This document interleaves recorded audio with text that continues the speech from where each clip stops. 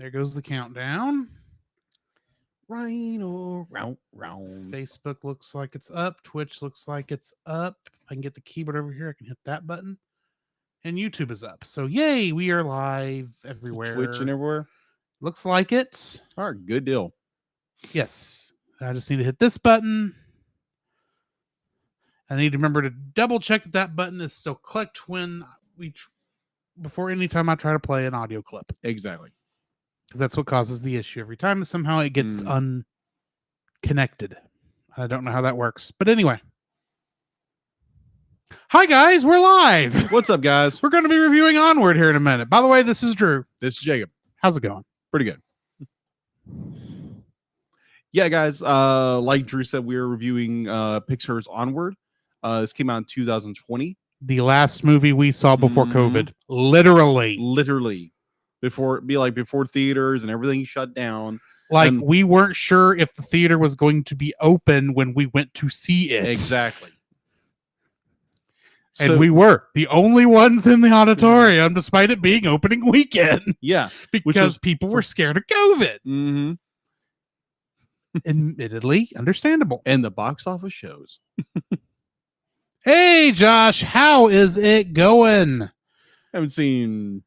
He says, woo, Spider-Man and Star-Lord go on a road trip. Yeah, pretty much. Pretty much. Or another way to look at it, Nathan Drake and Mario. Good observation. Good observation. Oh my gosh. Just wait for the cover art for this episode. It's going to be fun. I'm glad that I know you were working on it ahead of time. Yes, I have ideas. I had no idea what to do for the if I was going to have to do it myself. Oh, no. I try to think of these things in case I do need to come up with something. Right. Because, it happens. Yeah, it does. I was going to make a gelatinous cube. A gelatinous cube. Which all it was going to be, it was what looked like, because already got a green background. This would be going on. I'd have what looks like little droplets coming down and have like a little, I don't know, a little broken Pikachu, a little Sonic thing hanging out in there. Bits and pieces of different artwork we've done just kind of floating in the gelatinous cube. Oh my gosh. My general idea is ever since Chris Pratt and I want to call him Drake, but it's not Drake. Tom Holland. Tom Holland. Thank you. Tom Holland. Actually, did play Spider-Man and Star-Lord. Yeah. So my thought is to take their characters from Onward and just have them wearing the mask from their characters from Marvel. What was it besides Uncharted that Tom Holland was in recently? Let me think. I can't remember. I mean, obviously, Spider-Man and Uncharted were the last two things I saw him in. Mm-hmm. But there was something else I thought.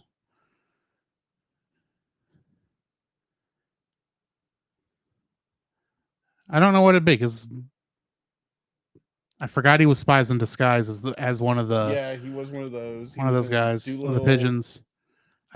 I forgot he was in Doolittle. That must not have been a big role. Yeah. But everything else is either Uncharted or Spider-Man related. Yeah, and a bunch of little stuff that he's done. Which is most. Until you go back far enough and you get, I didn't realize he was a character in only in the UK version of Secret World of Arrietty. Why is there a UK and the US version? Yeah. Why is there not one English dub? We will figure that out. That's the question of the year. I don't know when we get to that. We get to Secret World of Arrietty. Mm-hmm.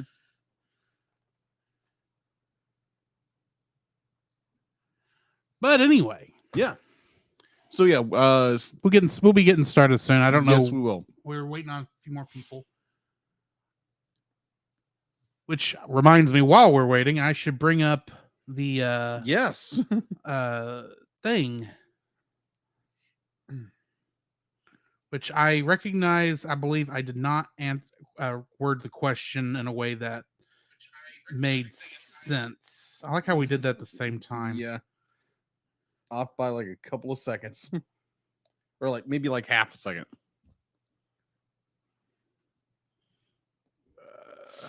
Come on, where is it? I don't know. Where is it? One comment here, and it's Josh. Mm-hmm. And then I had another one that's over on the one time I actually do this. I actually put it in the group. That's the word I'm looking for.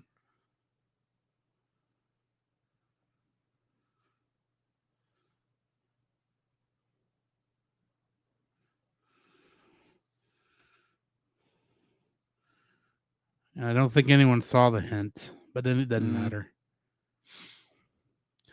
Anyway. Yeah, most things are hit and miss anyway, so it doesn't matter. Nobody got the right answer. But hey, at least because I didn't, and I'll admit I probably did not ask the question correctly. What I should have asked was, what licensed monsters in this movie? What monsters in this movie were licensed from Dungeons and Dragons? Oh, okay. There are actually 2, but we'll get to that in a minute. Okay. All right, so when you get into this, yeah, I'm ready to get into this. Deedlit, are you ready to get into this? Awesome. And let's get it started. The Cellcast is recorded in front of a live streaming audience.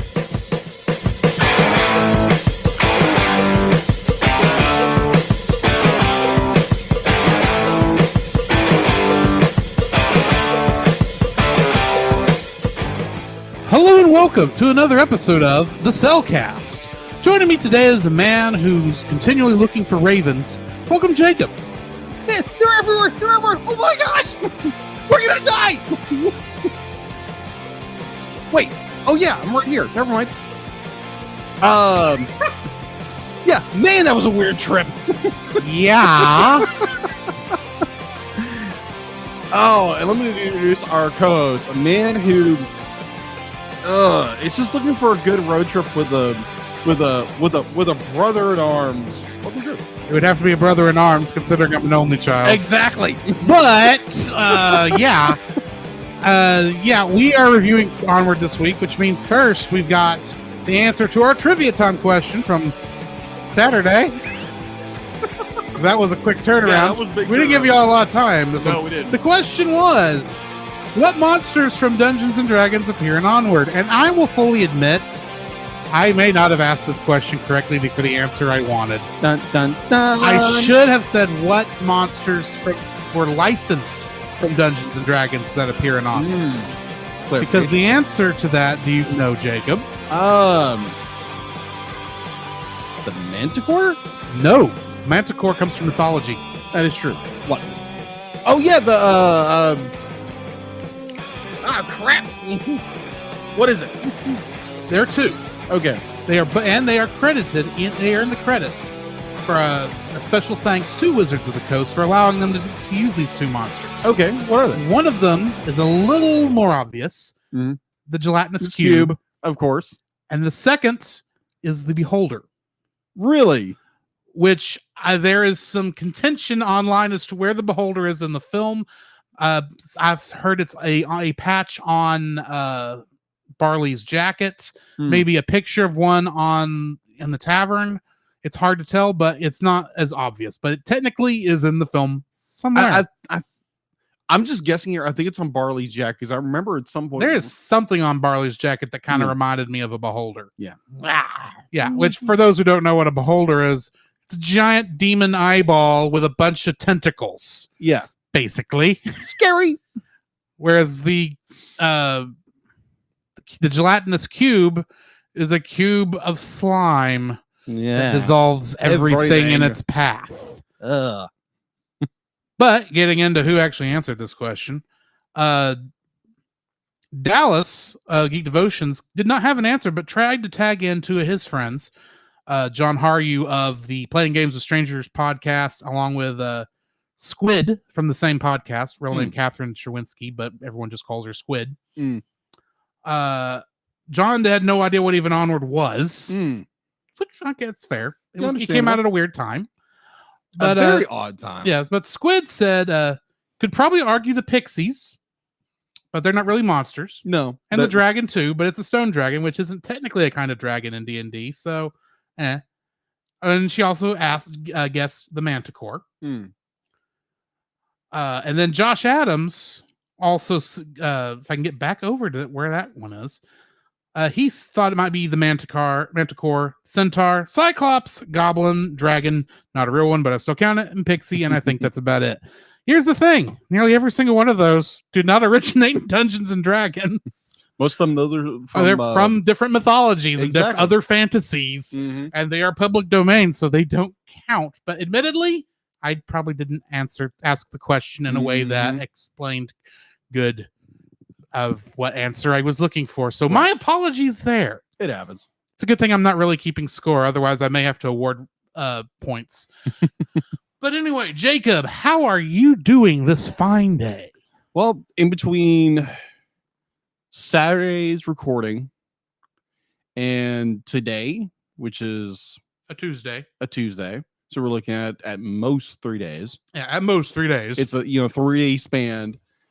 Doing pretty good. A little tired, but that's the beginning of the week, and I can't wait for the weekend.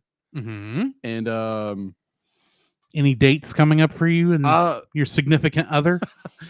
we are going to have we're going to do a double date with my brother, Daniel, and his wife. We're going to have lunch, and then the singles group we're a part of are going to do a like movie game night. Movie game night. Yeah.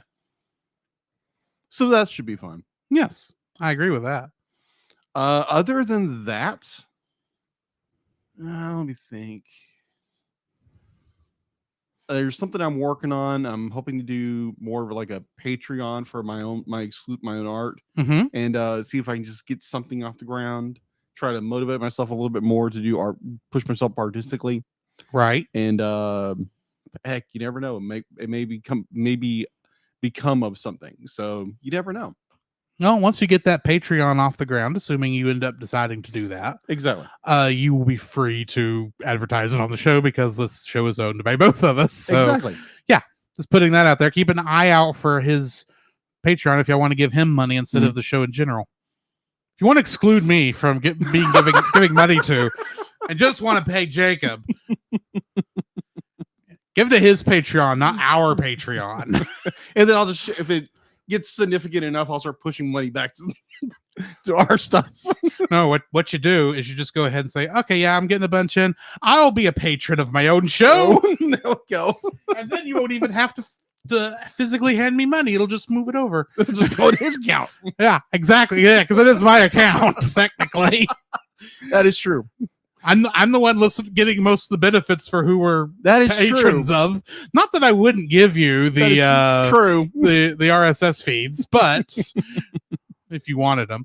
Right. But anyway. All right. So yeah, that's all. That's basically what I've been doing. What have you been doing, Drew? Let's see.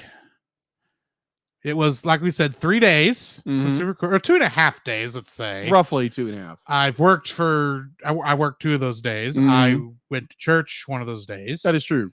Easter Sunday was good. Good. Oh my gosh, so many people at church. Oh my gosh. And yet it still wasn't as full as I was thinking it would be. I don't even know if they use overflow. I'm not sure if they did. Because it didn't look like there was enough people in the sanctuary for them to need overflow. Yeah, because there were still large gaps I could see from where I was standing up in the choir loft. Oh, okay. I was about to ask, ever since you were in the choir loft. Well, I know you had a very good perspective. I know you know people. You might have heard. You get news faster than I do via the gossip train. No, I honestly did not hear much of anything. I'll put it this way: the row you and Ashley were on, and there was like after you get past y'all two, well, actually the row in front of y'all, I think there was like one person there, and then one person on the far end, and that was it on that entire pew. So, well, most people like some of that I know it was because some of that was reserved for the choir when they came down. Not that I made use of it because I immediately after I came down out of the choir loft, brought Facebook up on my phone so I could listen to the sermon as I drove home to visit parents for the day for Easter. But I know that some of that was being used for the choir so they could have a place to sit if they didn't have someone's already saving them a seat. Yeah. But anyway. But overall, be like the church Sunday was great.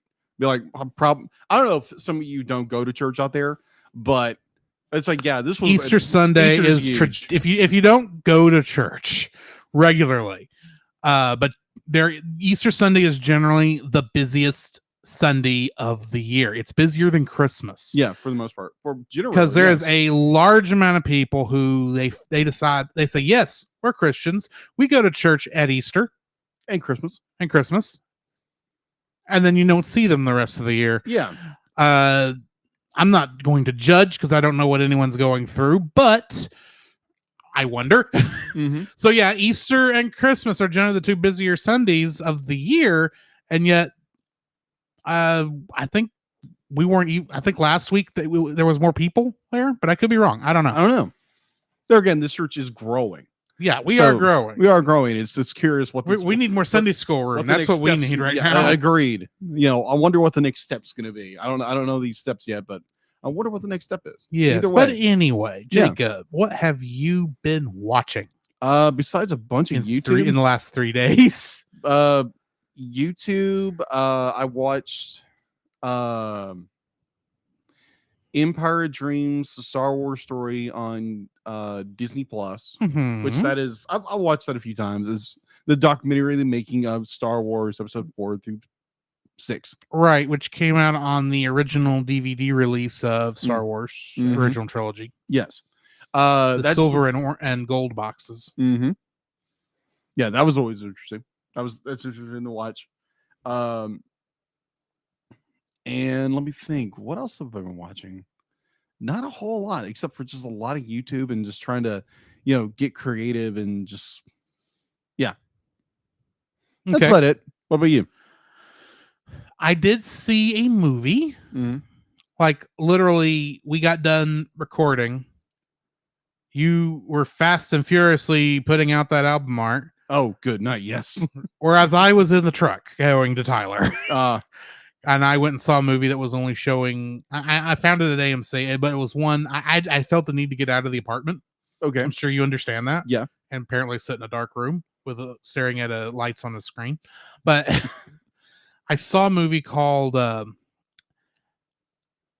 Everything Everywhere All at Once. Okay, it's more of a pretentious movie, but it is directed by the Russos. Okay. Who did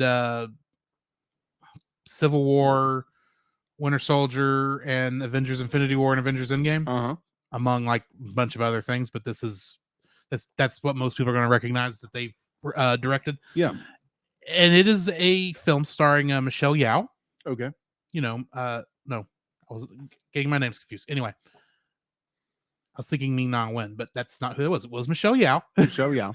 Oh yeah, and it is a multiverse movie. Yeah, and literally they pull some of the weirdest stuff in this, and it makes sense. There are universes that they create as a joke, and yet they put more work into that than I think Marvel has put into anything they've done. Sometimes, my favorite part there's a point in there where Michelle Yeoh is trying to explain to her family that they were being controlled by people from another universe, but she doesn't know how well to explain it in English. So she says, it's like that movie Rakanui.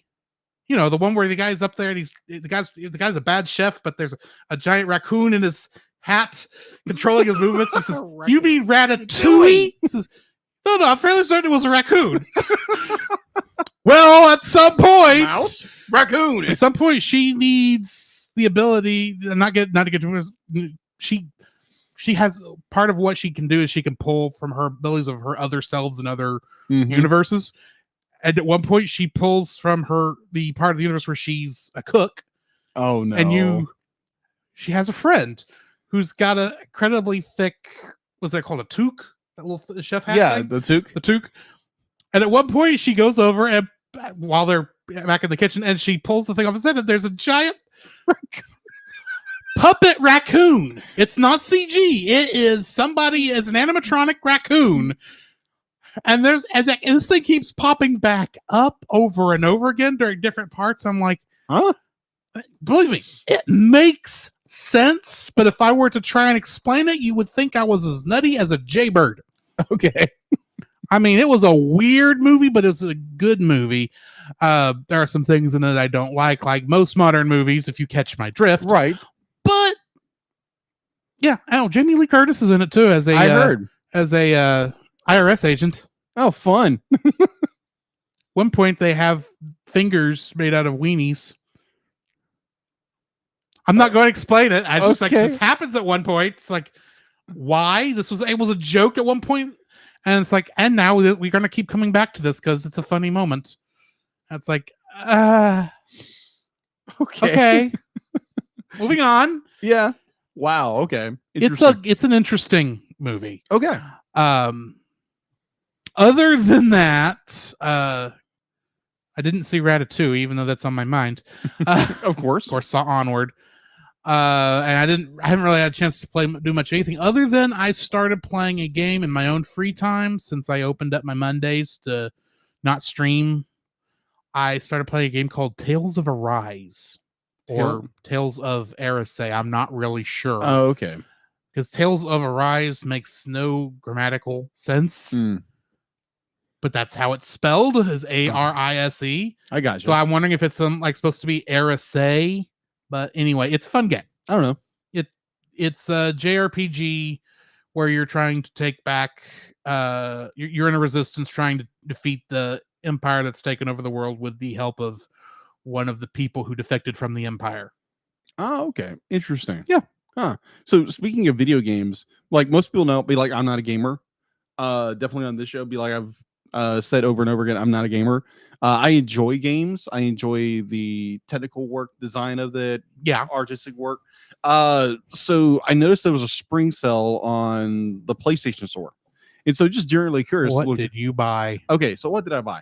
I bought the Nathan Drake collection. Okay, for less than $10. Nice. Sonic Mania, good choice. Lara Croft, The new one. Need for Speed, one of those because Okay. I've always loved racing games, and one I've always wanted to play. Battle Chasers Night War. Okay, Yeah, it was like a little over $40 nice. for all that. So I was like, why not try it? Try something new. Try something different. You might find this is a suggestion. Okay. When you bought that off of me, I said there was a game that I thought you might enjoy, but I couldn't remember the name of it. Yeah. The name of that game is Journey. Journey. Okay. Yeah, look into that. It's a short game, but it's a beautiful game, especially Okay. animation wise. Okay. Journey. Okay. Yeah. Remind me that later. I will text that to you because I got to text you a different thing later also. Okay. But Got it.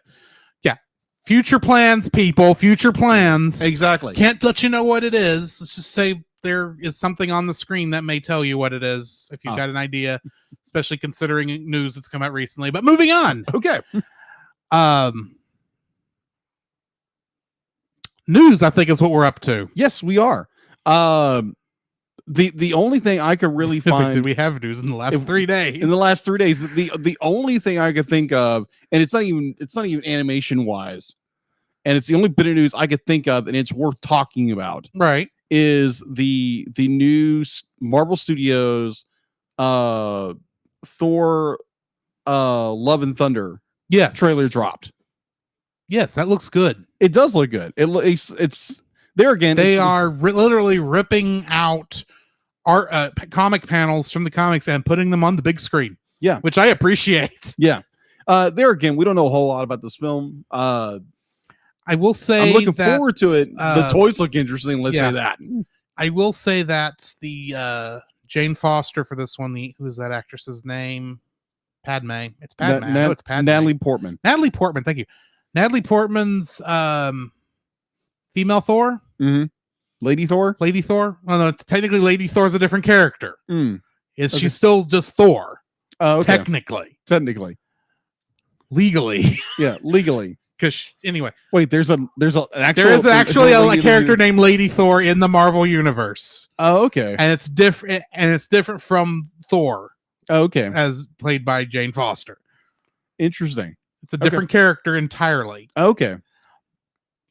I had to look this up when I was at the time because I was curious, but because there actually has been a team up between Lady Thor and the Mighty Thor, as the comic line she was in was called. Yeah, that's I think the toy line they're calling her Mighty Thor. Mighty Thor might be the closest of a distinction, but officially she was always just called Thor because at the time Thor, as might have been played by Chris Hemsworth, the regular comics Thor, he was going by the name Stormbreaker. Oh, okay. Because he had believed himself to be unworthy of Mjolnir, and he dropped it after Odin whispered something in his ear, and he dropped Mjolnir on the moon, and never went back to get it, and somehow Jane Foster got it. Yeah, but yeah, I remember liking it, liking that comic because I read it for curiosity's sake. Yeah. What I read was interesting, but the thing is, Jane Foster, played by Natalie Portman, in the Thor costume, at least the one shot we got. Oh yeah, I am not sold on the look yet. Well, yeah, it's only a second. Like what? It's only a second, like and it's not even really a good angle. No, it's not. But I can tell you part of my issue with it. Yeah, you can see her eyes. Because in the comic, she had whited out eyes. Yeah, well, that's comics. Yeah, but it fit the character better. It helped hide who the person was because it was a mystery for so stinking long. Yeah. Because for most of that, we never saw her unThored, if that makes any sense. Because it was a mystery. Who is Thor? Who's this female Thor going around? And they wouldn't say it till like I think a year later. And they finally said, "Oh yeah, it's Jane Foster." It's like, oh, I could have called that. That makes sense. Otherwise, you're just pulling some rando, and that wouldn't be as interesting a story. True. But anyways, the trailer looks good. I wonder what you guys think of it.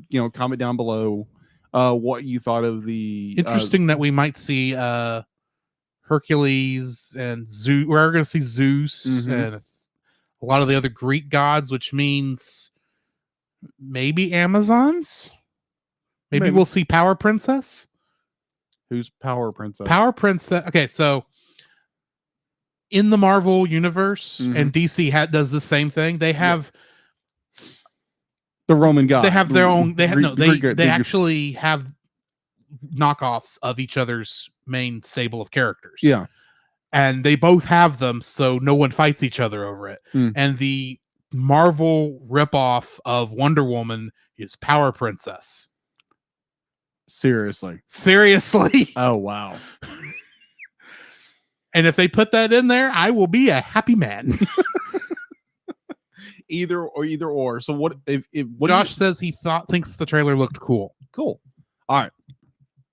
So there again, if you watched the trailer, please let us know on the social media what's and let us know. So yeah, that's the only bit of news I could really think of that's gone out in the last, quote unquote 3 days. Far as I know, also. But anyway, shall we get into the spoiler-free section of our review of Onward? Let's do that.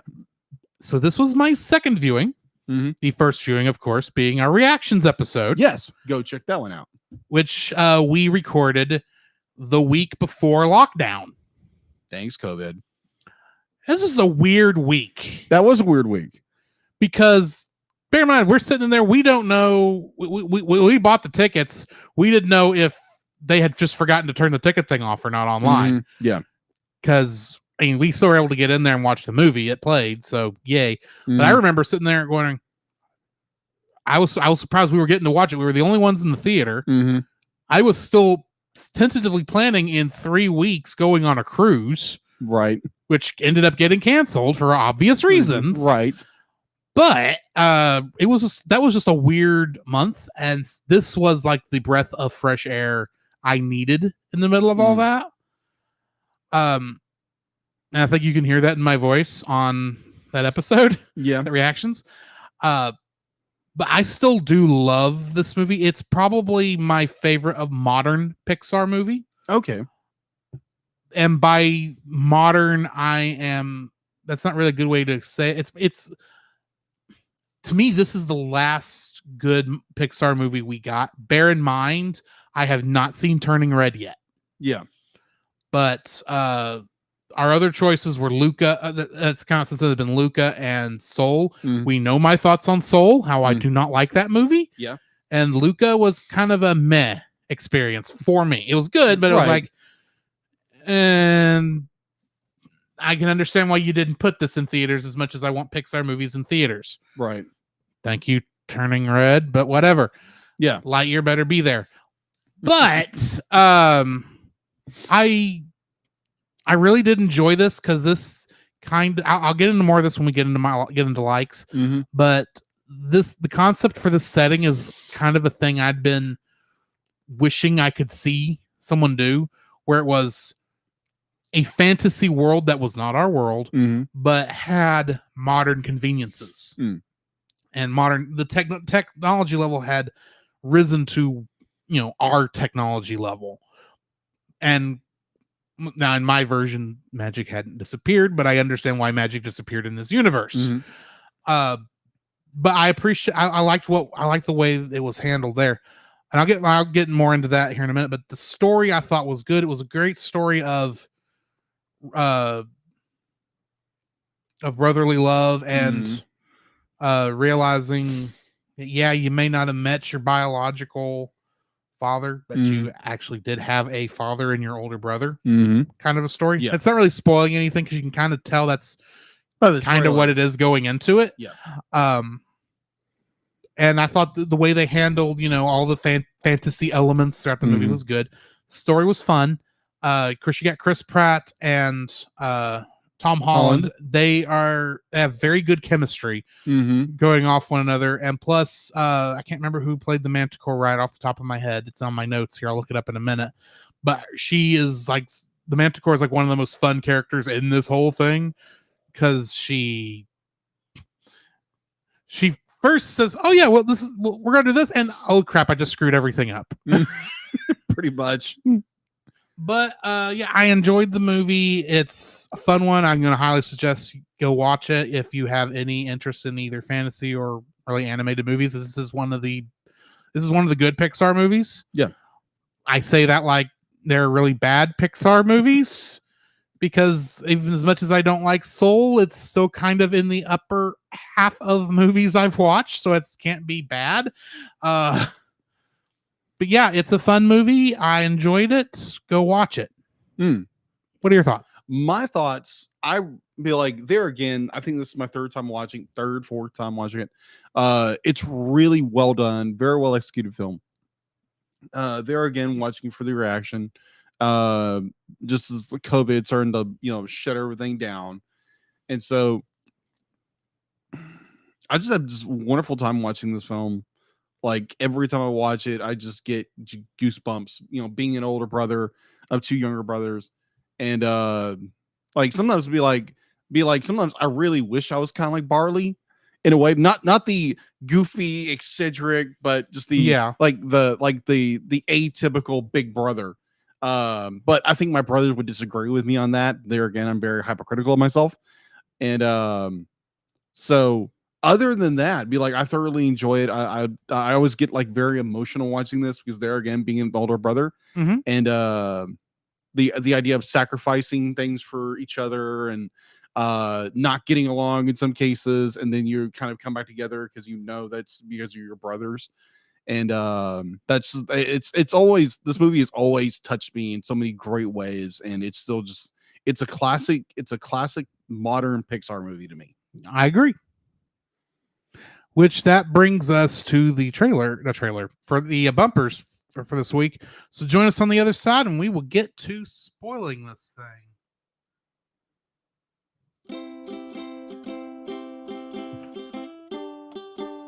Don't forget that you can download. Don't forget that you can.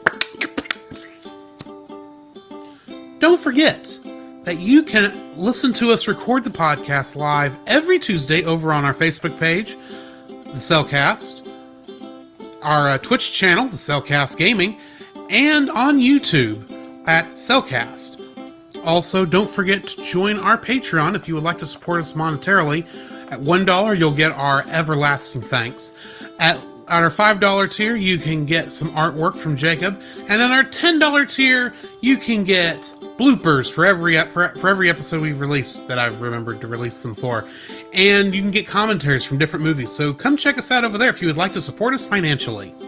This podcast is part of the Culture Box Media Network. For more great content like this, please check out the link in the description. There you can find other great shows, such as The Untold Podcast, which is a speculative fiction podcast utilizing the genres of sci-fi, fantasy, and horror, among others, in order to engage the culture's imagination from a Christian worldview. Every month, Nathan James Norman produces and narrates a new story presented in a unique and dynamic way. You can check out their podcast at untoldpodcast.com. Also, and I just realized that the next thing the thing I was about to say is not actually existing anymore because franchise fatigue passed. But I guess go check out. I think it's called the Pop Americana YouTube channel. Go check that out. They've been doing some in-depth reviews on Lord of the Rings recently. So yeah, go check that out. Yeah. Anyway, the following is there has been some chat. Let me back up here. Facebook and YouTube are quiet this evening, which is fine. Yeah, probably not. Josh says that he completely forgot about the gelatinous cube. And he said, who said I'm live? Maybe I'm a zombie. That would make you undead. Yeah, exactly. He said maybe in that universe it was a raccoon for licensing reasons. They literally said, do you mean Ratatouille with the rat in the movie? But still, the idea of, the rat makes sense to some strange degree. Yes. The raccoon, on the other hand, it's like, how do you even have room to move and not be obvious? But anyway. And then Josh says, hypercritical, that's something we have in common. Maybe it's a family thing. Maybe it's a human thing. Yeah, that is true. The trick is whether you let that affect you or not, not, you let it consume you or not. Yeah, and admittedly, I'm not perfect at that. But anyway, now we'll jump into it. Deela, give me a mark right quick. I need to get you more into the podcast here, Deela. I keep forgetting you're there. Exactly. But anyway. Or maybe she might take over the show. That'd be 30 minutes of just...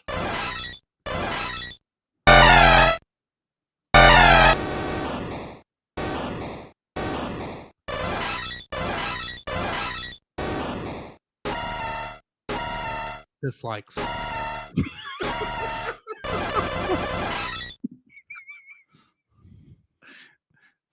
I think I just had too much fun there. You did. Just a little No, it's like Deela had too much fun there. Exactly. Thank you for that. I may have to release that as a separate thing. You're welcome. Deela's rants. Deela's thoughts on the movie Onward. Gosh. You're welcome, patron. Shoot, I'll put that on the feed. The following is a spoiler-filled review for the movie Onward. Listener discretion is advised. Onward was written and directed by Dan Scanlon, Keith Bunyan, and Jason Headley. I said that, but I think only Dan Scanlon directed it. I think Keith Bunyan and Jason Headley only wrote it. But anyway, I didn't put down what else they did for some reason. Getting into the cast. Tom Holland is the voice of Ian Lightfoot. And in Uncharted, he, of course, played Nathan Drake. And a certain wall crawler and some other minor series you've never heard of. Yeah, it's nothing really big. Something like, I don't know, Avengers. Yeah, maybe. Chris Pratt. It's a B movie. Let's just say that. Well, there is a wasp. Anyway. And he is a bug. Chris Pratt was the voice of Marley Lightfoot, and he was the voice of Emmett Brakowski in the Lego Movies franchise. Right. And a certain Lord of the Stars in that same weird independent thing that Tom Holland was Guardian in. something. Yeah, something like that. It's all weird. I ain't never heard of it. Julia Louise Dreyfus played their mom, Laurel Lightfoot, That's right. and she was Elaine Benet in Seinfeld. Mm-hmm. Octavia Spencer was the voice of the Manticore. That is, Manticore is the last name, first name the. It's a good joke. That is good. And she was in the movie Hidden Figures. She played Dorothy Vaughan. Mel Rodriguez was the voice of Officer Colt Bronco. Thank you. And he plays a lot of police officers in his IMDb. One of them was Officer Martinez in the movie Little Miss Sunshine. Okay. Kyle Bornheimer was the voice of Walden Lightfoot, their dad, in 3 seconds of the film. Yeah. And he played the character of Dylan in She's Out of My League, which I had no idea what that was, but he didn't have a lot to choose from. Lena Waithe was the voice of Officer Spectre. And in Ready Player One, she was H. Ali Wong was Officer Gore. And in Ralph Breaks the Internet, she played Felony. I believe one of the characters from Slaughter Race. Yeah, okay. Gray Griffin was the voice of Dewdrop, one of the Hell's Pixies. Mhm. And she was Catwoman in the Batman Arkham games. Wow.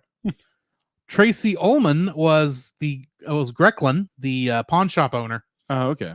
She played Jack's mother in Into the Woods.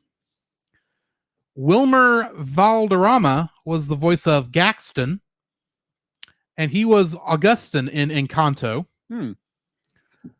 George Pasaris was Officer Avil and additional voices, and he was a consultant in Freeland, which I don't know what that is. And last but not least, because it is a Pixar movie, John Ratzenberger was a construction worker and played a character named construction worker Fenwick. And of course, he was Cliff Clavin in Cheers, and of course, he is the Lucky Rabbit's Foot of the Pixar universe. Indeed. As he is in every movie. Speaking of which, he is the first of our Kingdom Hearts connections. Oh, really? As along with playing Construction Officer Fenwick, he also voiced Ham in Kingdom Hearts 3. He reprisal of that role. And Kari Walgreen, who was additional voices here in Onward, also is the voice of the Grid in Kingdom Hearts Dream Drop Distance in archived audio form. Really? Yes. Interesting. And that is what I've got for cast and connections. What do we got in info and stuff? All right, so info and stuff. On IMDb as a 7.4 out of 10. If you are subscribed to Disney Plus, you can go watch it there. Or you can basically rent it most places now. Yeah, it's still rentable. Yeah, it's still rentable. Production was by Walt Disney Pictures, Pixar Animation Studios, distributed by Walt Disney Studios Motion Pictures. Yay, I got it right. Release date was originally in February 21st, 2020 in Belgium, I believe. Belgium. That's where Poirot is from. Interesting. Hercule Poirot. Oh, he is from Belgium. Yes. That's right. Anyway, that's what I hear. All right, so I'm glad you used your little gray cells to remember that. That's what he calls thinking in that franchise. Oh, okay. I just realized the way you were looking at it, you thought I slided you, and I didn't. Exactly. I was like, what in the like? Ow! No, to the heart. And I'm to blame because I didn't realize. I forgot you hadn't read the book, so you didn't know about him talking about using his little gray cells. Well, now you know. Moving on. So it was released in the United States on March 6, 2020.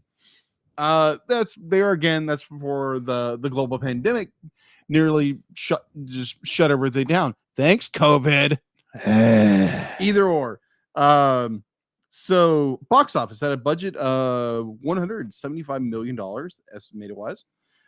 Its US opening for US and Canada was $39.1 million.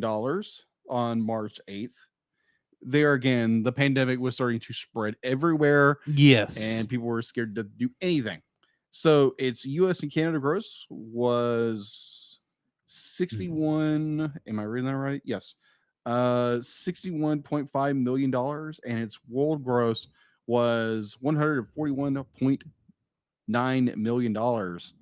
It's like poor Onward. it It's came out at a bad time. the worst time ever to release a film. But they had no way of knowing that. No one did. If Unless it you had- want to believe the conspiracies. If it would have released 2 weeks later, it'd be an entirely different story because Yeah. you wouldn't have had any of the numbers from the box office weighing it down. You would just have look at how much money it made straight to video on Amazon Prime. Oh yeah. Like so many other things. It would have done what Trolls 2 did. Yeah, exactly. But c'est la vie. C'est la vie. All right. So speaking of going into home release, Onward was released digitally on the night of March 20th, 2020. And because became available on Disney Plus subscription on April 3rd due to the global pandemic known as COVID-19. Thanks, COVID. Hey. The digital date was just 2 weeks away after the film's theatrical debut, and before the end of its usual 90-day theatrical release, the announcement following Disney's earlier than planned release of Frozen 2 on Disney Plus, as well as Star Wars: The Rise of Skywalker on digital HD in light of the COVID-19 pandemic. There again, thank you, COVID. Over its first 2 weeks on home release, the film was the 6th most watched film on Amazon Prime, second most on iTunes, the iTunes Store. The film was later released by Walt Disney Studios Home Entertainment on DVD, Blu-ray, and Ultra HD Blu-ray on May 19th, 2020. So yeah, it did very well when it went to digital. Yeah, because most people didn't want to get out, but they could easily see it on digital. Yeah, most like for the majority, everyone was stuck at the house. Like these two guys, We just We went saw to the the- theater and watched it. and there again, we had to work. Yeah, I never got to stay home. Yeah, So what was that like, people? I really want to know. anyway, Anyways, and I never got COVID. that you know of. Not that I know of. Let's be honest. Neither one of us know if we actually got COVID. That is true. Nobody Either. really does. And Some people know for certain they had COVID, admittedly, but And- anyone who doesn't think they got COVID, there's still a chance. Yeah. And there again, I'm not putting any lights to putting any funny thing about COVID. I had family members who died from COVID. Yeah, I know people that died from COVID. So yeah, COVID was real. I agree with this, but let's not talk. COVID's already intruded too much into the show's history. Let's move on. Yeah, let's yes. Sequels, there's no immediate information about a possible sequel, and I don't know where they would go with it because Honestly, I don't either. the story wrapped up very well, and so But I said the same thing at the end of Toy Story 3, that is and true. we have a Toy Story 4. True. So what do I know? True. Toys never die. They do if their battery runs out. What if they don't have a battery? They're in their immortal creatures. Let's move on. All right. So that is all I have for info and stuff. All right, getting into the summary. In a world inhabited by mythic creatures, magic was commonplace millennia ago, though difficult to master. After technological advances over the centuries, magic became obsolete and was largely discarded. In the modern day, Ian Lightfoot is a teenaged elf struggling with self-confidence. His older brother Barley is an enthusiastic and impulsive role-playing gamer. On Ian's 16th birthday, the boy's mother Laurel gives her sons a gift from their father Walden, who died shortly before Ian was born: a magical staff, a rare phoenix gem, and a letter describing a visitation spell that can resurrect Walden for a single day. Ian succeeds in casting the spell, but interrupted by Barley, is unable to finish it. As a result, only the lower half of Walden's body is reformed before the gem disintegrates. The brothers embark on a quest to acquire another gem and complete the spell before sunset, taking Barley's beloved van Guinevere. Finding the boys gone, Laurel leaves to look for them. Hoping to find a map to another gem, Ian and Barley visit the Manticore's Tavern, once a gathering place for would-be adventurers, now a family-friendly restaurant, managed by the Manticore, known as Corey. While arguing with Ian over the map, Corey realizes how unfulfilling her life has become and loses her temper, accidentally setting fire to the restaurant and the map. The brothers' only clue to the gem is a children's menu suggesting Raven's Point, a nearby mountain. Laurel later arrives at the scene and befriends Corey, who warns Laurel that the gem is guarded by a curse and can only be defeated by an enchanted sword. After stealing the sword from a pawn shop, they set out in pursuit of Ian and Barley. Traveling to the mountains, Barley proposes following what he calls the Path of Peril, but Ian insists on taking the freeway. As they travel, Ian begins mastering magic spells that Barley remembers from his role-playing game. They narrowly escape a motorcycle gang of pixies at a gas station and have a tense encounter with the police, which the boys disguise themselves as their mother's boyfriend, Colt Bronco, during which Ian inadvertently reveals that he considers Barley to be a screw-up. To apologize, Ian agrees to follow the Path of Peril, and Ian's self-confidence is boosted when he successfully uses a spell that allows him to walk across a bottomless pit, where, unbeknownst to him, he was walking without the rope that Barley tied him to over the second half of the pit. Bronco catches up to the boys and forces them to come home. Ian agrees, but as he starts the van, he drives away, leading to a wild police chase.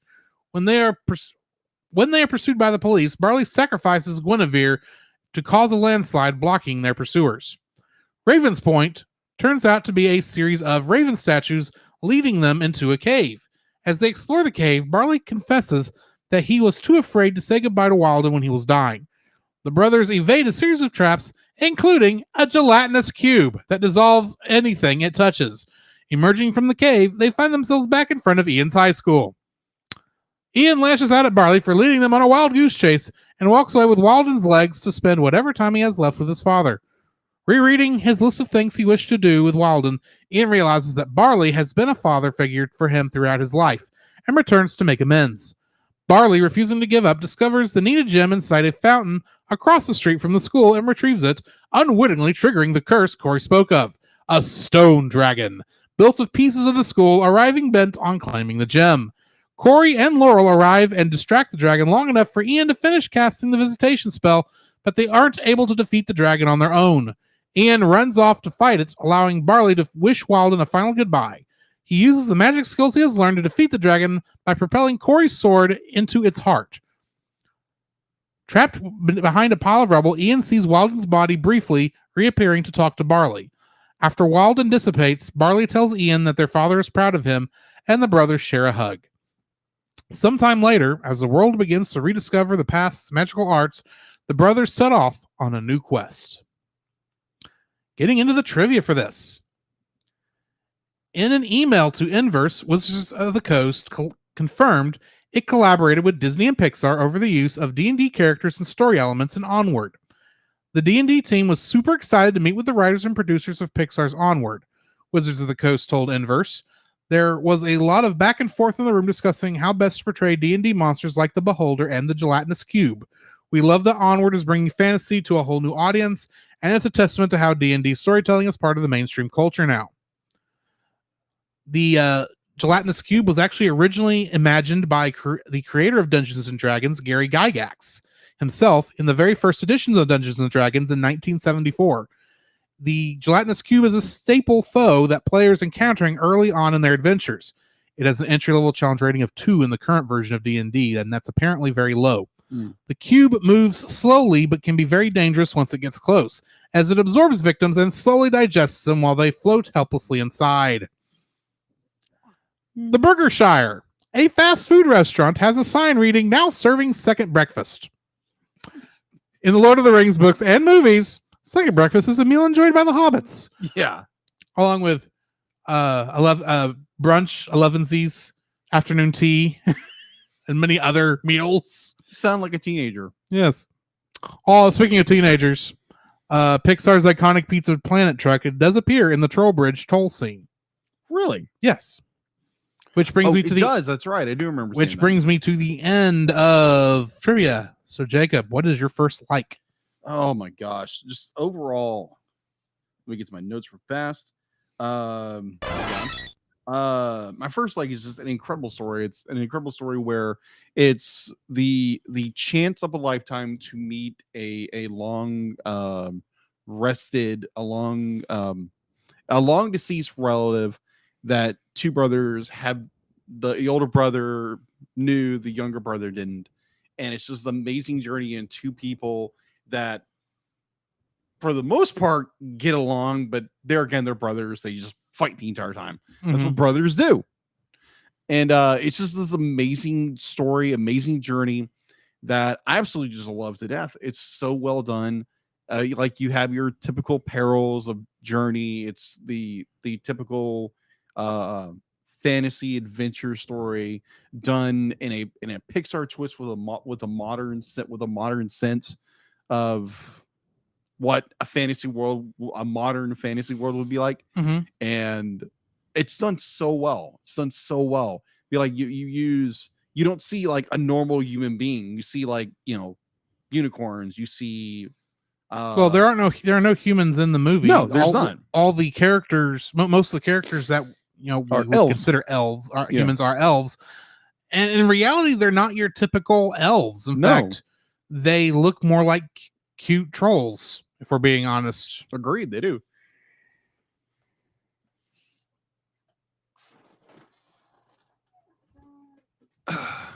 But the general perils of what they do and the growth these two characters have to go through and the trust they have to the bonding to each other in order to fulfill this quest, in order just to spend time with their dad, which they Ian never had.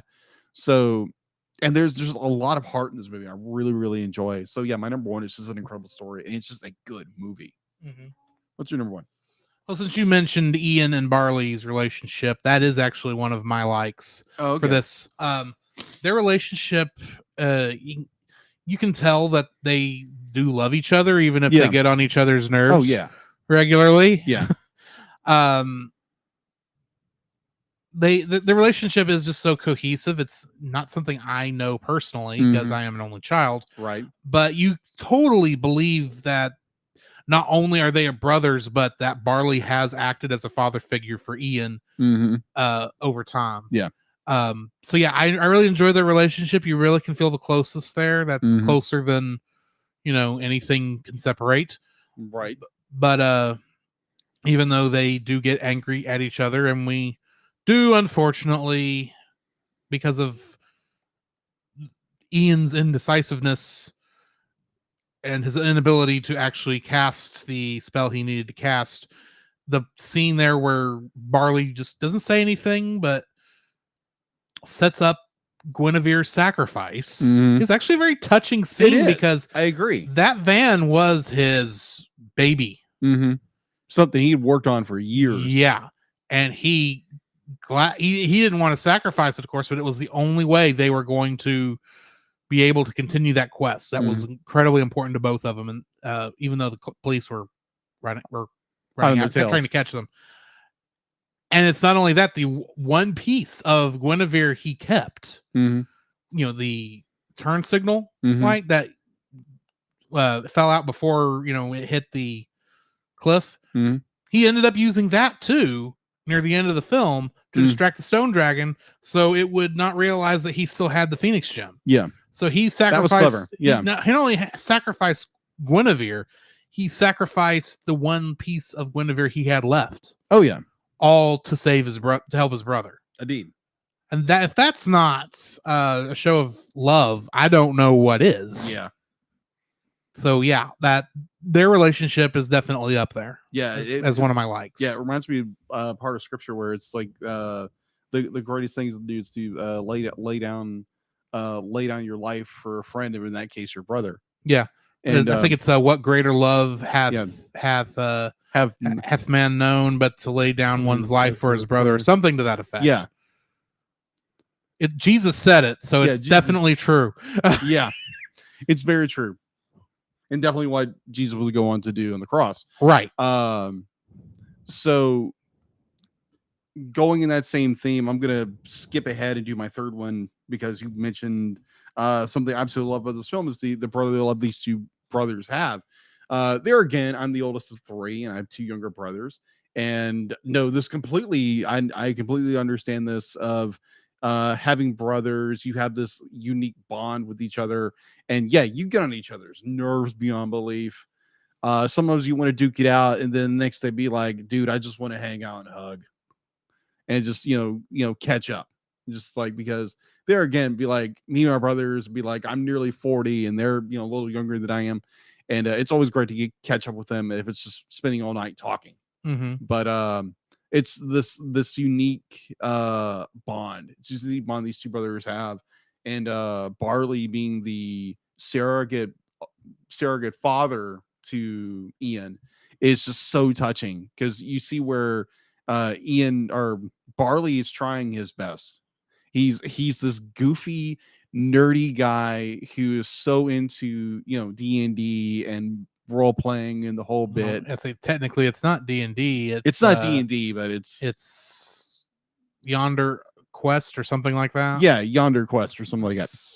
I don't remember the exact name of it, but in general, D&D. It's essentially D&D. It's essentially except D&D. I think it's not D&D from what little D&D I've played, because we didn't have cards. Yeah, but I mean, there are maybe versions. It looks like a combination of D&D and Magic the Gathering is what it looks like. Yeah, but just like overall, this story of two brothers who, that Barley is just trying his best. He's being himself. He's being who he's supposed to be. He's supposed to be the nerdy, adventurous guy, and Ian's he's still trying to figure out who he is. He's like nervous about the world, and he doesn't know what he's supposed to do. And I think he finds encouragement through his brother, just to be more of himself. And he sees the courage his brother has and what he's willing to do in order to make this happen for them, or primarily his little brother. And the fact that you're willing to give up something like his car. He's willing to give up his prized possession in order that his brother may have time with his deceased father. And I find that so incredibly touching. And every time I watch it, I get teared up every time. And I just like, sometimes more like, I just want to call my brother, and it's like, hey, what's going on? That kind of thing where you just want to get in touch with somebody, because it just hits you right in the chest. And I find that so incredibly moving and touching. And so my third, now I'll get moved to my second, is definitely the brotherly love that these two brothers have, and it's just very powerful and very realistic. Very realistic. It's not this what Hollywood junk where they're just fighting the entire time. Right. This is like legit how brothers are, or our siblings are. And that's my second. My second was originally my first, but I moved things around because it felt better. My second is the setting for this. There is a part of me that is like, don't get me wrong, I love fantasy stuff. I watch enough of it among different things, but they're all set kind of in this medieval time period, right? General setting. So the idea of, let's take the same kind of medieval fantasy world and bring it into the 21st century with everything that brings to it, without it being on Earth and having that kind of issues. It's something I wish more people did. Yeah, agreed. Because it was an idea I had probably about 5 years prior to this movie, and I was trying to think of something could be done with that. I never did anything with it, obviously, but I remember seeing the trailer for this and going, "That's exactly what I'm talking about. That's exactly what I want." Because you see things such as the unicorns being like pigeons. Oh yeah, like ravenous dogs. Yeah, it's like raccoons. That's what they are. They are raccoons. Yeah, maybe inside of a toque. Anyway, you see the mermaid sitting in the little wading pool. The police officer, Colt. I can't want to say Colt Ford. That is not his name. No. Colt something. Ford Colt. No, it's not Ford. Colt Bronco. It was a Ford truck. It's a We Ford were truck. close. We were both there. We were so close. Colt Bronco. Him being a centaur, and it's like he can run 70 miles an hour, but why would he do that? He's got a car. Well, at least he doesn't befriend OJ. We won't go there. So yeah, it's really weird to watch this movie, and you're going, okay, yeah, I follow what you're doing there with the motorcycles and the Hell's Angels, except they're pixies. That was so great. Who've forgotten how to fly Exactly. because they've not used their wings in years until suddenly, oh look, they can fly now. That's even more terrifying. Yeah. Hey, gosh, no. Yeah. Scary. And then everything, just you've got the idea. It's like, oh yeah, we could go on this epic quest and take this path of peril. And it's like, but the freeway goes right by there. We'd be there in like an hour. Exactly. Like, no, the freeway is the easy way. It's nuts got perils. And it's not the right way. We would be. I've done this before. It's like, no, you've not. You played the board game. You played the card game. You played a tabletop game. Yeah. You've not actually gone on a physical quest until right now. Believe me, I've met people like that. Because if you did know that, you might. First off, kudos for actually knowing where the tavern is. Yeah. The Manticore's Tavern is, because I don't think it's on Google, but you didn't, or what would be the equivalent here? I don't know what the equivalent of Google Maps would be, because I'm sure they said it. I don't remember, because they did use a GPS at one point. Yeah, they did. But I mean, they get there and it's essentially Chuck E. Cheese. Yeah. No, it's not Chuck E. Cheese. No, it's more like Dave and Buster's. No, I mean the way it looks like a strange combination of Chuck E. Cheese and Hardee's. Agree. Yeah. Shoney's. Shoney's is really what I'm thinking of. It's like, wow, you really did go corporate on this. And you've got investors. It's like, yeah, Corey, kudos for, trying to come up with good placement material and just using the maps you would have given everybody. So that means anyone could have figured out where that Phoenix gem was. I mean, was Audrey who figured out what the clue was to go to Raven's Point? Was that her name? And then, of course, it all ends right outside the school, which I've got issues with. But the fact that it's like, oh yeah, that fountain we barely talked about for 5 minutes, that's where it is. And of course, the Manticore knows how to get there, because you don't see them going the same route at right. The other two did. No, it's just like, okay, we need to go to the pawn shop so I can get my sword. Correction, so he can steal my sword because because you would only had to pay $10, but because I wouldn't keep my big fat mouth shut, now she wants $10,000 for it. And then they just drive straight to the school. It's like they could have, and yet still somehow they don't make it back before our characters do. I don't know how that works. Traffic must have been bad that morning, I'm guessing. But anyway, the fact that you've got both of these things back and forth, at some point you're just looking at it and you go, yeah, I totally understand this world. This is exactly what I go through every day. Somehow you feel what all these characters are feeling, dealing with traffic and merging onto the interstate when they won't let you in. Yeah. And then the next one is like, yeah, there's a crow. There's these statues of ravens, and you got to follow them. Is Odin by? Odin by? Is Odin by, like Odin, the character? Yeah, but I'm trying to figure out the by. Is Odin nearby? Oh, nearby. I missed the near part. Yeah. I just heard, is Odin by? It's like, I don't know what that means. Is this a phrase? I've not been told. No, but the fact that you switch back and forth between these, and it's like nothing, and it makes sense. It does. And I really appreciate that. So yeah, the setting of the modern fantasy world without it being an urban fantasy, which there's a difference. I mean, Harry Potter is technically an urban fantasy. True. This is not Harry Potter. Even though it's like the least amount urban fantasy, but beside the point. Yeah, I love the setting and how it affected the world and how it affected how they thought of things, and the fact that your D&D knockoff game is so well based on historical information that it actually has the right spells in it and how they casted the spells, and yet apparently nobody. Admittedly, I don't know where you get the magic staffs that allow you to do this, but anyway, I've rambled a little. What is your last like? So you tapped on my third like a minute ago, and so I'm going to go into it. My favorite scene in this entire movie. I have a feeling we have the same last like now.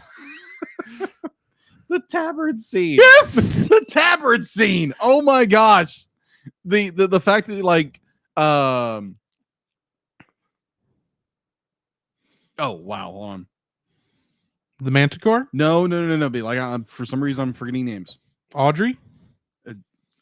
Laurel? Barley. Thank you. Like a barley corn. Yeah, Barley. Yeah, Barley is so convinced. Be like, oh yeah, we need to go to the tavern. This is where all adventures start. And just like you said, it'd be like they literally walk in. You get this dramatic music. Be like they're going into a big battle or something like that. And yes, it's a Chuck E. Cheese. I was like, what in the world? Exactly. So your quest your quest at karaoke singing will begin. And it's just as soon as we can get it fixed. Oh, but it's just like when Barley, is it Barley who confronts Core? They kind of both confront her. Yeah, about it. And then she kind of comes to this realization, oh my gosh, I'm meaningless. What have I done? Yeah. And she literally destroys the entire thing. Like, and then I mean, she was being brought to the boiling point in that conversation anyway, dealing with customer service. We here at the Cellcast have both worked in customer service, and we completely relate. Exactly. We have wanted to burn the building down in a fit of rage, but never did because we're not that kind of people. Yeah, and nor are we manticores. There's that too. So yeah, just that entire scene is just hilarious. It's like you walk in, it's like, I didn't expect this. And it's just like it throws your expectations completely off. And then you meet the Manticore. Well, they first bring out the Manticore, and it's some guy in a costume. Yeah. And it's like, yeah, this is about what I'm figuring. Oh, yeah. Oh, you mean Corey? She's right over there. And she comes out, it's like, I've got tater tots that need to go to table 3. Someone come get them. Oh, yeah. And something to that effect. Yeah, the scene that got me the most was Corey when she's blown her top. Yes. And she goes full Manticore. She rips the costume head off and fires it up. Breathes fire out, and the other guy just runs off. Oh, it was so good. It was like, oh my gosh. And then then the best part of that entire thing with that costume is they at the end when Laurel is trying to get the Manticore out of police custody. They said, yeah, we're just going to go over here and I'm going to, wrap this up because apparently Manticores go a little crazy when their blood is exposed to air. That's a little scratch, but whatever. The cop bought it. That's the main thing. And they walk around to the front of this car. The cop turns away, happens to look back, says, okay, yeah, that's enough. And he goes, and he walks back over, and it's the melted head of the Manticore costume, and it scares him half to death. Yeah. Of course, they gotten in Laurel's car and are booking it away from there, probably heading towards the pawn shop. Yeah. So yeah, that is my favorite scene of all. Be like, Yes, there's that- so many great scenes. That But is the greatest scene in the whole Yes, movie. the tavern scene of, oh my gosh, epic music, dun dun dun. Welcome to Chuck E. Cheese. Exactly. And then the Manticores melt down, becoming the raging Yes. Manticore warrior. And it's everything every customer service person Ever wanted to do. And we never got to do. This tavern is closed for renovations. Get out! Yes. That is my third line. I'm not against customers. It's just some of them are very stupid. Don't get me started. Anyway, because that technically covered my like also. Excellent. Jacob, what is your first dislike? I don't know. What is your first? Oh, you want me to go first? Yes, go ahead. My first dislike is, and I actually had a hard time getting it. I don't like that the quest ends back at the high school. Really? It felt like it was well, that was a big loop for nothing. I mean, it's like you go all the way out. You go as you're heading out to the mountain. In some ways, I'm still expecting the Phoenix Gem to be deep in the bowels of some cavern of this dungeon that's got a skeleton dragon in it that they'll somehow have to fight off. And they do technically fight a dragon. They do. It's a stone dragon with the face of the school's mascot That is as its face, which is funny. Yes. Don't get me wrong. But the whole time I'm going, y'all literally could have done this in about 5 minutes and y'all both would have gotten to spend the whole day with your dad. But because you had to go on the roundabout quest to do it, just don't get me wrong, I enjoy it. Yeah, thanks, It's like- Barley. Well, they didn't know. They didn't know. I agree. There's no, and Barley couldn't have gotten into that thing where the Phoenix Gem was without them going to get the piece That is anyway. true. I'm not saying that that the quest was not well conceived and well thought out. Right. It was just It's your just- endpoint. It's just like this is a disappointing location for this last battle to take place. I wish it was somewhere else that made it just like they had to go all this way to the. I don't know. There's just a part of me that wishes like if you're gonna go to that much trouble, it's gonna take you nearly 24 hours to complete the quest. It still would be nice if you weren't right 3 blocks from your home at the end of it. I don't know. Be like, It's a nitpick. yeah, It is a agree. nitpick. I agree. I like the idea that it's like one of the big setups in the movie. Yeah. Where Barley he is just so about conserving history, and this fountain is going to be destroyed, and he's literally protesting Yeah, its demolition. and what's great is the first time we watched this, I had no idea that any of that was going to come back up. Oh yeah, that was great. They set it up. It was essentially the Scooby-Doo setup Yeah, where you introduce the answer to the mystery without pointing out that's the answer to the mystery, and then you make sure you don't think about that the rest of the time until it comes back up again. Yeah. Like I say, it's the Scooby-Doo plot line. agreed. That's how you find. That's how you know Old Man Jenkins was the actual guy in the mask. Because where I'm thinking that. Anyway, I gotcha. continue what you were saying. Yeah, I just be like how they set up everything in that first scene where Barley, he's being an activist, he's trying to protect this relic of the past, where modern society, and it's like, no, it has nothing to do with the modern world. It needs to be demolished or put in a museum or something like that. It belongs in a museum. Cult. Yeah, so do you. But I think Indiana Jones, you got a Indiana Jones poster Over there. Yeah. poster, which is a great movie. Indiana Jones and the Last Crusade. Also a movie about a quest Yes, exactly. to find a legendary artifact. Yes. But anyway, I like the setup. I like the setup where it is, and there again, it is very much like in a Scooby-Doo. Mystery. Mystery. Thank you. That's what I was looking for. Mystery. and unlike Pup Named Scooby-Doo, there's not a character named Red Herring for them to bring up every episode as a joke. Yeah, and gets really annoying really fast. Fred, you know it's not Red Herring. Look no. at his name. Oh gosh, Yeah. Oh my gosh. The thinking Fred Jones. I'm thinking Fred Jones throughout the history of Scooby Doo. Is the stupidest when he was a kid. Agreed. Or the way they portrayed him in Scoob. He wasn't stupid in Scoob, but anyway, back to the point of the show. Either or. It's just be like I like the setup of how I'm pretty by myself, but it's the setup of where they Barley's determination to protect this item or protect this landmark, in which everyone else is like, it's just a stone whatever. It's just a stone fountain that doesn't do anything. Yeah, exactly. We need to build a bypass.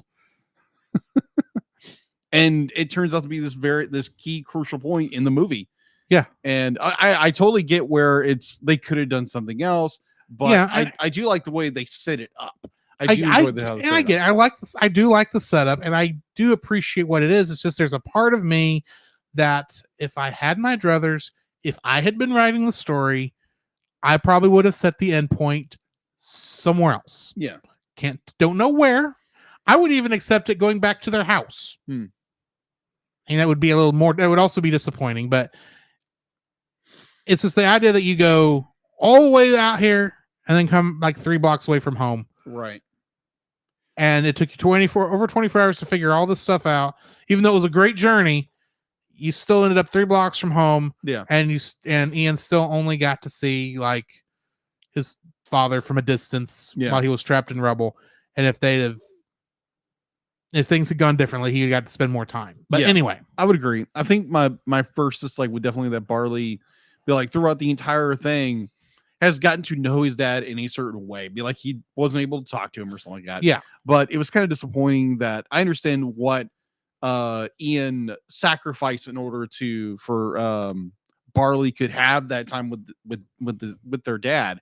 But it was just, you felt sad for Ian that he didn't get to talk to his dad. Yeah. Even though like Barley was kind of his substitute dad, but the same way you kind of felt bad for the character. So it was more like you really wish that Ian had gotten a chance to actually talk to his dad. But I understand where the story was going because it was both brothers kind of sacrificing things. Like Barley it was his van, and then Ian, it was sacrificing his chance to actually meet his dad in order for Barley and to protect everything because of what they've done. Right. So that's there again. That's a small nitpick. I'm going to jump in on that because that's actually going to be my second dislike. I also wish Ian had gotten a chance to at least get a hug. Yeah, exactly. From his birth father. Yeah, because obviously he wants to know. He does feel like throughout most of the film that he's missing his dad. Yeah, agree. Now, granted, I'm not going to say he takes the consolation prize of his brother, but he does realize his brother has done everything a father would do. So in reality, Absolutely. much like Yondu in Guardians of the Galaxy Volume 2, he had a pretty cool dad anyway, even though it wasn't the dad he was thinking of. I'm Mary Poppins, y'all. Exactly.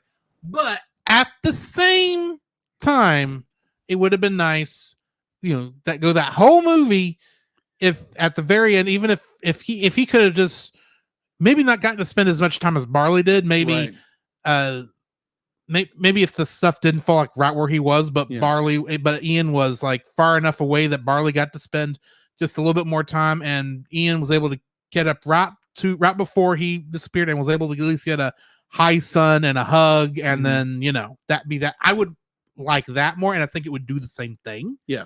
And I wouldn't feel like I was cheated out of story in that instance. Yeah.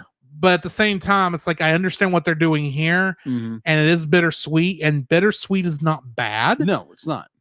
It's just as a nitpick, what I would have liked of the story, and I don't know, because it's one of the things I don't know which is more powerful an ending, and honestly, I don't think anyone, even the creators, would know which way is better. But they had to make a decision, and they chose the one where they chose the bittersweet ending over the complete happy ending. Yeah. Both of the endings would have been fine, but I'll accept what I got. Yeah. I just wish it was, a slightly happier ending. Right. Because it could have been. It could have been. Yeah, I agreed. my second dislike, and there again, this is like in a nitpick. So what? Because most Pixar films have to do with either anthropomorphic toys or other anthropomorphic items. or items. Be like humans don't really play a role in most movies, except for like Andy, Toy Story, but they're like, you know, the minor characters in the story. You have what is that? Brave has all human Yeah, characters. Brave is all human characters. That didn't It's think the about Brave. only time they did that. Yeah, Um, and then you have Inside Out. You have Inside Out, which is human with emotion. Riley. You've got Riley is a major character in that, which we are gonna have to put Inside Out on the list. If it's Yeah, not agreed. already. So here's mine, because the fact to be like this, be like humans are portrayed like almost like trolls or elves in a way in this movie. They call them elves. They call them elves, but I'm more curious about like, why aren't there humans? I'm curious. This is a world that grew that just didn't have humans in it. It I happens. guess not. I agree. I completely agree with you. I mean, And- if you're going to, and this would be totally cheap, but if you are going to make a sequel, just have a rare human show up one day and they've got to figure out what to do with it. Yeah. Oh, that's a good idea. Yeah. So it's just more my general curiosity is like, okay, it's a world full of elves and just different magical creatures, but where are the humans? They also evolved into the mer people Apparently, because they're kind of human-esque from the top up. that is true. Darn you, evolution. Anyway, not that we believe in evolution. Yeah, that is true.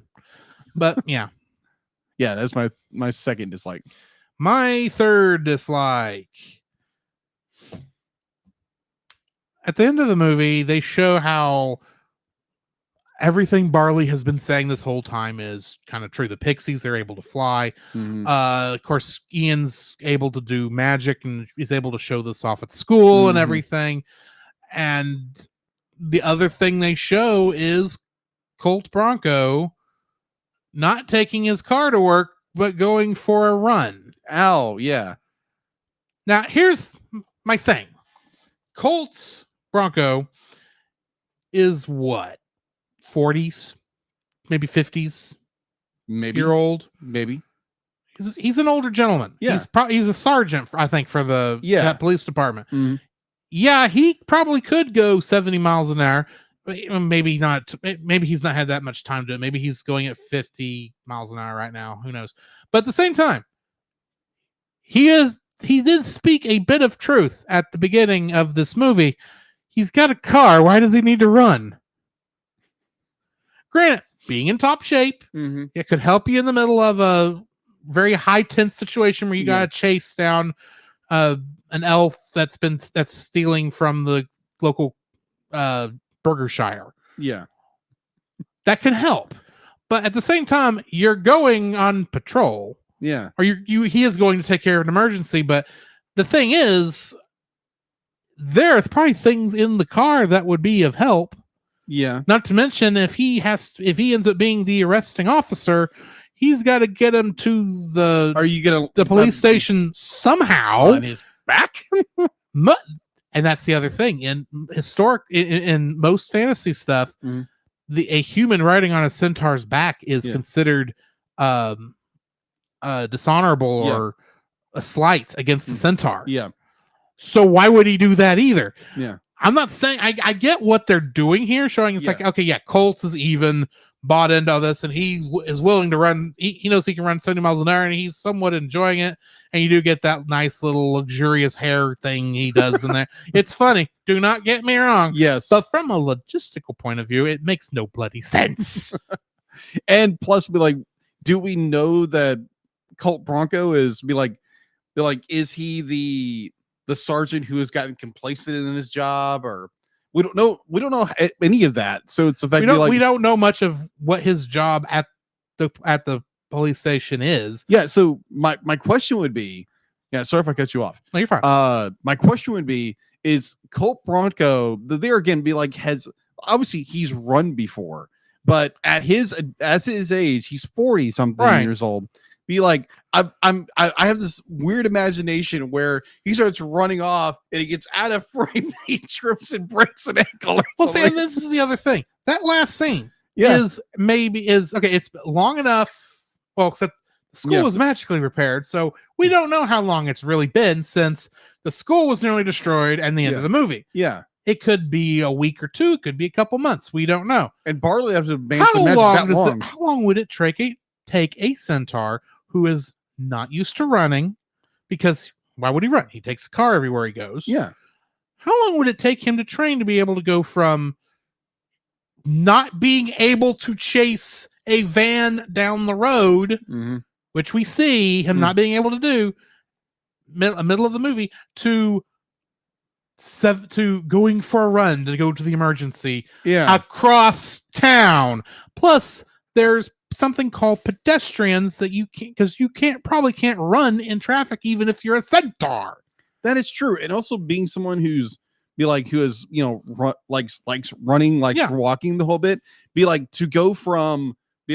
to like peacefully jog and walk to a full sprint. Mhm. That takes time. It takes training to do that. Yeah, And so even if he's got using a horse body, it's not like the horse can get up to full speed in 30 seconds. You've Yeah. got to work your way up there.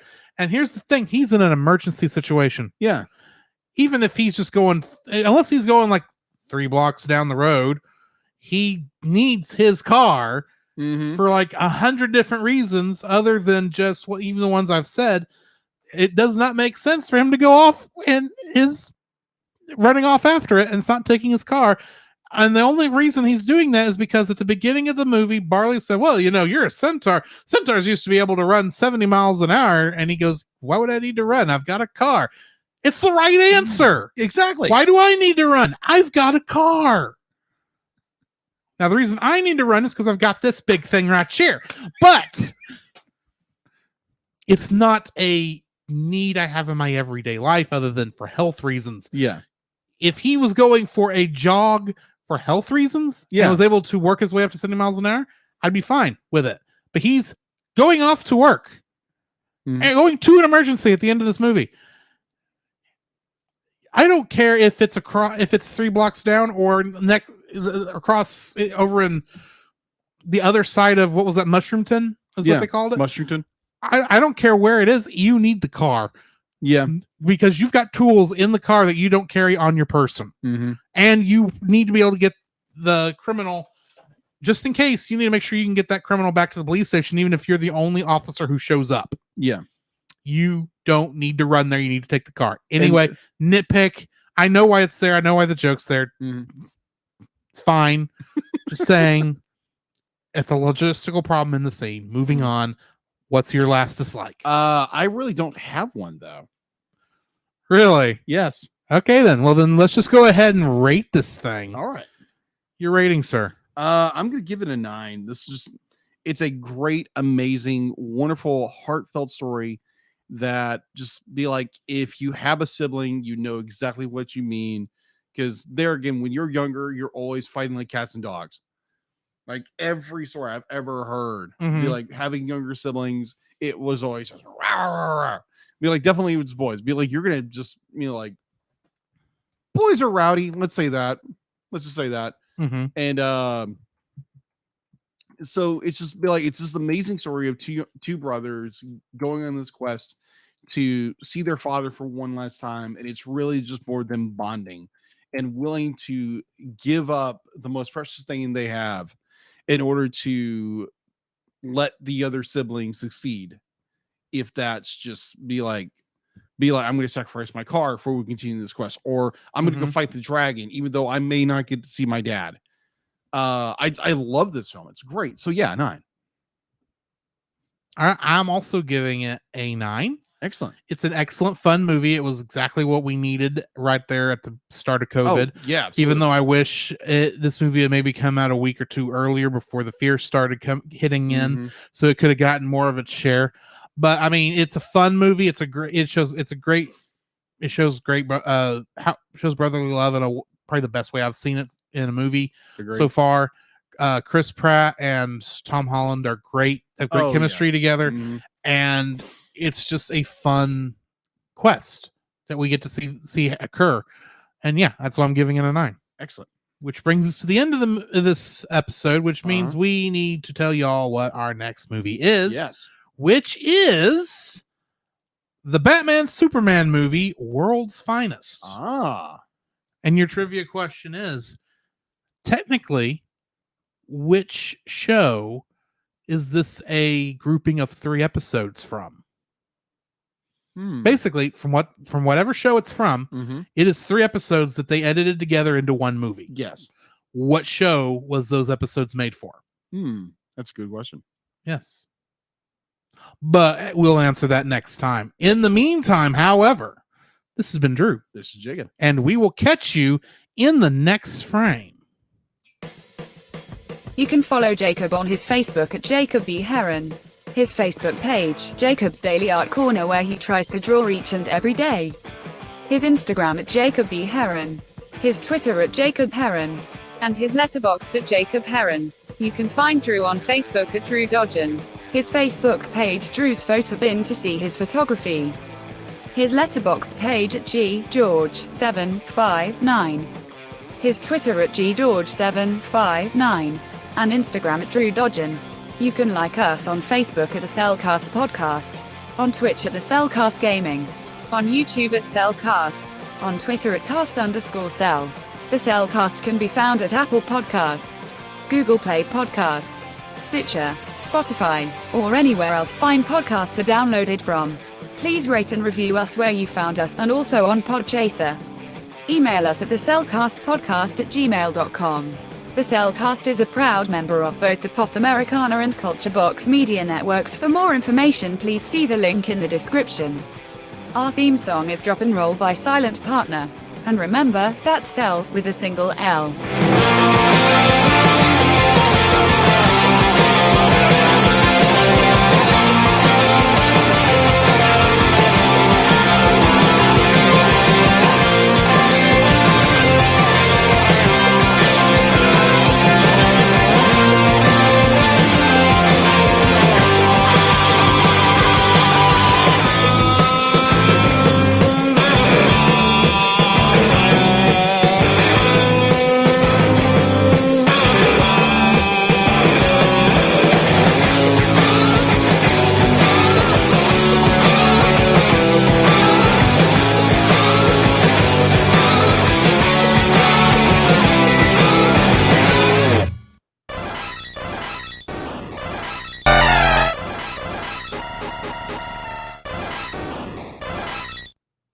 Deela, what are you talking about? All right, hang on. And that's the end of the episode. Okay. Dude, that was awesome. That was a good episode. It was like one. We we're are short. done. And we've gotten short in our old age. Short. This is the second short movie we've done. A short episode we've had. I wouldn't say short. I would say we've learned to kind of just cut down a Part little. of it is the last episode we didn't have a ton of energy, and I don't think either one of us were really excited about that particular movie. Agreed. And this one, because we are reviewing it so close to when the other one came out, we had no news to talk about. Yeah, pretty much. Pretty much. I think that's what it is. Anyway, thank you guys for joining us. I'm going to see if some people are still on for the raid. But yep, they're already off. So, oh no, they're still going. So yeah, I'm going to go over to Geek Devotions. They are playing Kingdom Hearts. Nice. So we'll raid over there. And thank you guys for joining us. In the meantime, this has been Drew. This is Jacob. And we will catch you in the next frame as soon as the raid goes.